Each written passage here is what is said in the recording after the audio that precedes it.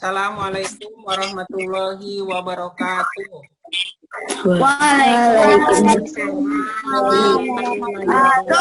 Kita mulai pelajaran kita kali ini dengan bersama-sama berdoa. Bismillahirrahmanirrahim. Rabbis Rabbi Sadri Yasirli Amri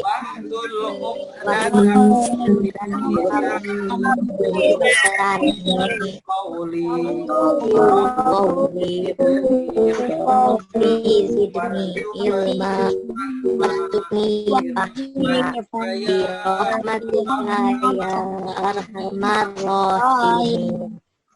Amin. Yang hadir bertinia Surah Surti. Kemarin kita belajar tentang bentuk-bentuk magnet. Ya. Bentuk-bentuk magnet yang kita pelajari kemarin ada 5. IPA 1. Magnet datang. Terus 2. Jarum. 3. Silinder. 4. Ladang. 5. Lingkaran. Jadi udah dikasih bentuk-bentuk magnet. Ada yang sudah dipegang ya? Tadi yang Bapak kasih itu adalah bentuk magnet apa? Kenapa kita harus belajar tentang magnet? Keuntungannya nanti kita belajar magnet ini adalah akan bermanfaat untuk kehidupan kita nanti dalam kehidupan sehari-hari. Sifat-sifat magnet. Ini ada gambar apa? Nah, semuanya dengarkan dulu. Sifat-sifat magnet, 1, memiliki gaya tarik. Ya. Jadi benda-benda yang ada didekatkan dengan magnet pasti itu akan tertarik oleh 2 kutub, yaitu kutub utara dan kutub selatan. Yang kedua, sifat-sifat magnet yang kedua adalah memiliki 2 buah kutub, yaitu kutub utara dan selatan. Yang ketiga, sifat magnet ini yang ketiganya kutub senama, tolak menolak. Ya. Jadi kalau satu nama kutub utara dengan utara itu akan tolak menolak. Kita lihat gambar. Ini adalah kutub selatan S bertemu dengan kutub selatan. Ya. Nanti bisa dipraktekkan dengan magnet yang ada, yaitu sama dengan yang digambar, yang dipegang itu adalah magnet berbentuk silinder. Ya.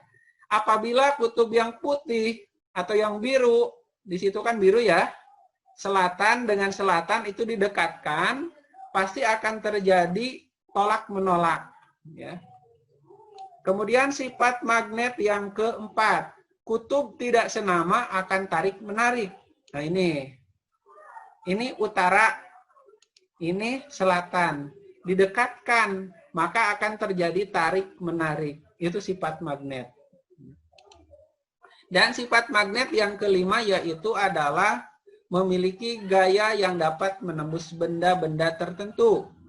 Yang dimaksud dengan menembus di sini adalah ketika ada benda paku di bawahnya magnet dihalang oleh kertas atau oleh papan, maka tidak terpengaruh karena magnet ini sifatnya bisa menembus, bukan menembus merusak, tapi gaya magnetnya ini akan menembus.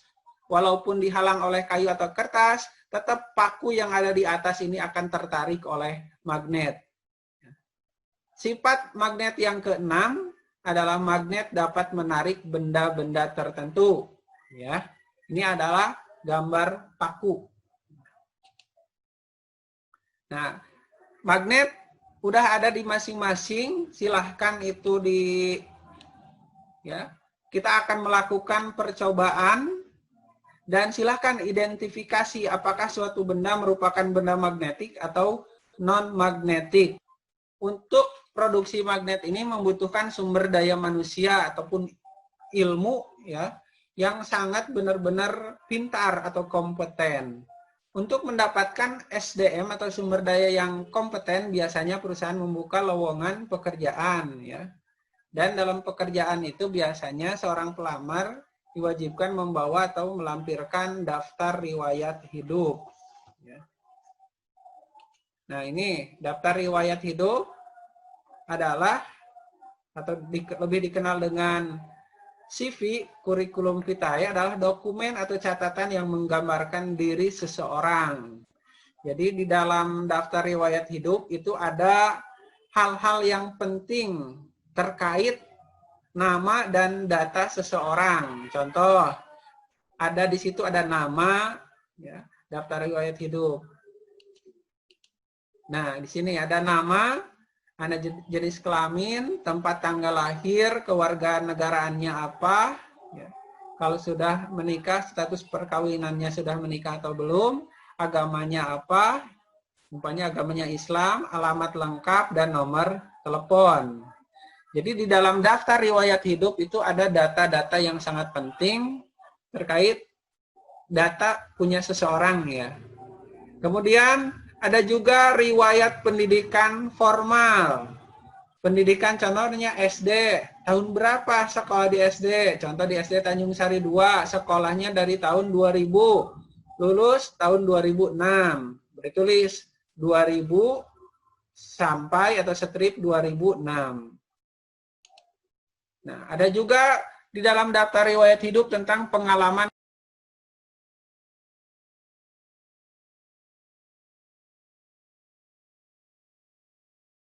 Terus jarum atau paku.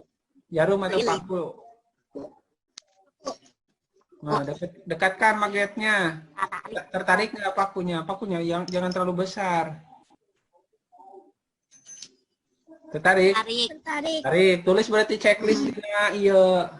Checklist. Pakai patlot, please. Patlot boleh. Checklist mana, Kak? Terus sorangan. Boleh. Iya, tentara dan kelompok Rabu. Iya, kelompok Rabu. Nah, tertarik nggak? Tarik, checklist. Checklist. Checklist, nempel eta mah lain tertarik deui. Pensil. Gitu. Checklist berarti di kolom berikutnya. Baju enak. Pulpen. Pulpen. Oh. Sama Bapak direkam nih. Jadi bagus nih percobaannya. Enggak ya? Tertarik nggak? Enggak. Udah ya? Udah selesai semua udah? Nah, kalau udah dibacakan satu orang. Ya, udah. Siapa yang membacakan? Yang membacakan nilainya besar dari Bapak. Ditarik. Iya, ditarik. Bisa. Ya. Ya. Magnet. Terus yang kedua. Paku kecil. Tertarik juga sama magnet. Pensil tidak tertarik. 4. Pulpen tidak tertarik. Kertas tidak tertarik. Batu tidak tertarik. Dan daun tidak tertarik. Berarti yang tertarik hanya berapa? Yang tertarik ada dan paku kecil. Ya, ada 2 ya. Coba sebutkan benda lain yang ada di sekitar rumah itu. Sekitar rumah kira-kira apa saja yang termasuk benda magnetik yang bisa ditarik? Paku. Benar. Kan? Benda-benda yang ditarik oleh magnet, bisa ditarik oleh magnet, itu disebut benda magnetik. Ya kan? Magnetik. Dan benda-benda yang tidak bisa ditarik oleh magnet, itu disebut benda non-magnetik. Nah, untuk menutup pertemuan belajar kita hari ini, nanti silahkan kerjakan lembar evaluasi yang 1 lembar tadi.